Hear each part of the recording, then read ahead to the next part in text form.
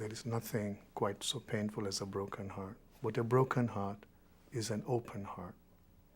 If you can learn to live with an open heart, gentle transformations begin to happen. It was one of the worst shocks that I've had in my life. Because as long as my family's been in this country, and we've been here since the 1720s, nobody in my family has ever committed this kind of cowardly act. Nobody in my family has ever murdered a person in cold blood for no reason. Tony Bone told the 9mm while Tariq was on the streets of North Park toting. Here comes some pizza, y'all. Let's rob some pizza, y'all. You got my 9 bones, you ready? Is you ready? Tariq was scared of what was running through this man's mind. Tony scared with his hand on this man's 9. Antoine gave the call, the hammer dropped, and now both lives are gone. Admitting, sir, that on that date you did in fact shoot and kill Mr. Khamisa during the attempted commission of a robbery, is that correct? Yes.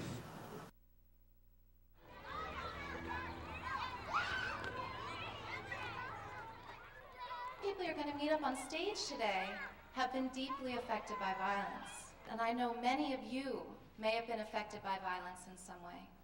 All right, I wanted you guys to take a second and look at this picture right here, because I don't think that this is something that we see very often in our world.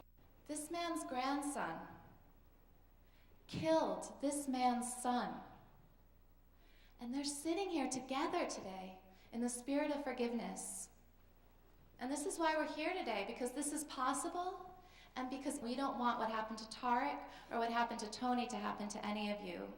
We care about you a lot, and right now I want Mr. Azim Khamisa to start. I remember that at Tariq's funeral, it was 1,400 people. It took 2 hours for everybody to go, because we bury not in a coffin, we bury dust to dust. So he's in a white shroud and on a litter. All you can see is his face. Tony is my one and only daughter's one and only son. Tony is as close to his son as I'll ever get in this life. And on this one particular Saturday morning, Tony decided to run away. He woke up angry. When we're angry, all we do is react, but we're not thinking. Later that night, when his so-called friends planned a robbery of a pizza delivery man, he wasn't thinking, he just went along. So by the time he's told by the 18-year-old to shoot the pizza delivery man, he pulls the trigger and he kills an innocent person. Not thinking, just reacting. But Tony has murdered somebody. He knows he's done the worst thing he could ever do. He knows he's made the worst choice he could have ever made in his life. But it's too late. It literally felt like a nuclear bomb had gone off in my heart. Can you imagine how that would feel? If your bomb went into your heart that you have broken into millions and millions of very small pieces? That sometimes violence scars the soul, and it scars the soul forever. Because my family and I now have to live without Tariq for the rest of our lives. I belong to the Ismaili community, which is in the Sufi tradition, but it is a very small enclave of esoteric Muslims. One of our tradition is the father stands in the grave to receive the child's body. That takes a lot of strength. But again, it's a ritual. There is a finality here, that I have to say goodbye to him 6 feet underground. I still don't know how I had the strength to do that. Many kids said they would want revenge. How many would want revenge here? Many, yeah? Now I understand that. When somebody takes the life of somebody very close to you, like a brother or your sister, When somebody takes the life of somebody you love so much, it is natural to want revenge. But let me ask you, would revenge bring Tariq back? Something very dark, very black, like murder. Through that prism of the soul, I was able to create forgiveness and love. That act on his part really got into motion a healing process for him, for his family, that has really benefited Tony, it's benefited my daughter, and it's benefited me. For me to heal as a victim, there may be no other way to let go of that resentment and that fight that is very harmful to me than forgiving.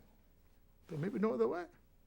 That I can only diffuse it by forgiving the perpetrator, which is in a way amazing because that helps heal the perpetrator.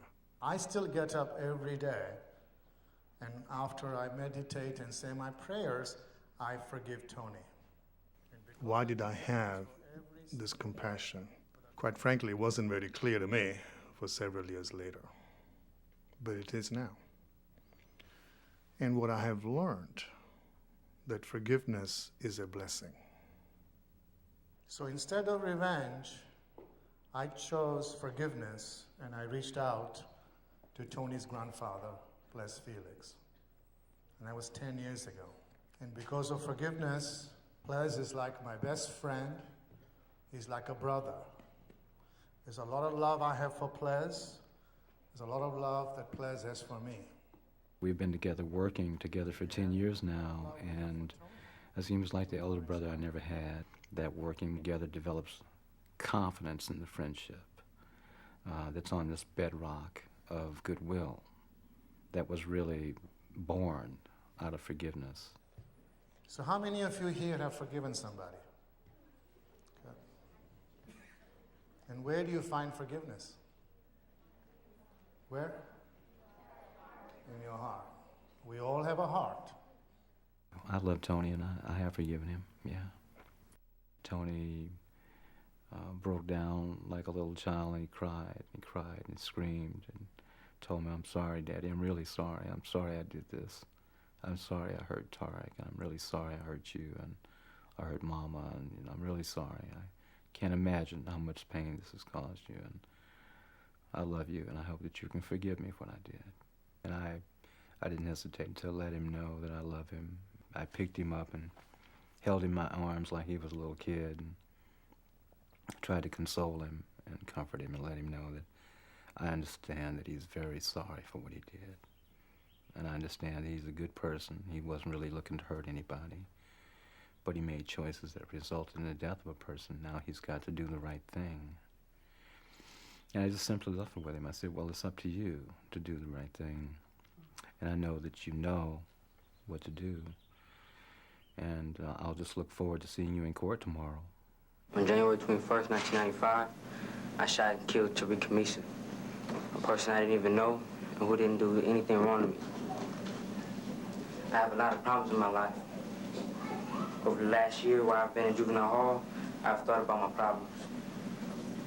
I wish I didn't have the type of life I had. However, I don't want to use my problems as an excuse for my actions.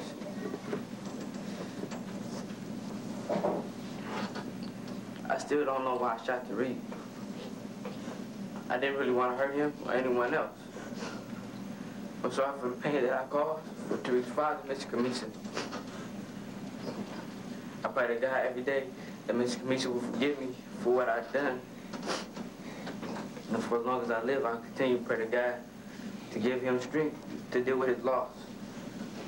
My grandfather promised me that he would be Mr. Khamisa's friend and help him in any way he can for the rest of his life. I'm very sorry for what I've done. Thank you for giving me a chance to speak. I have forgiven Tony. Do I love Tony? And that I thought, my God, I have to now walk that journey. And I really cried because if I look into your eyes and if I tell you, I love the kid that took my son's life, that is a taller order. Now, if you ask me, do you love Plez? I would say, yeah. I love Ples very much. That comes through. I'm not there with Tony yet, but I will be. I have a lot of empathy with Tony.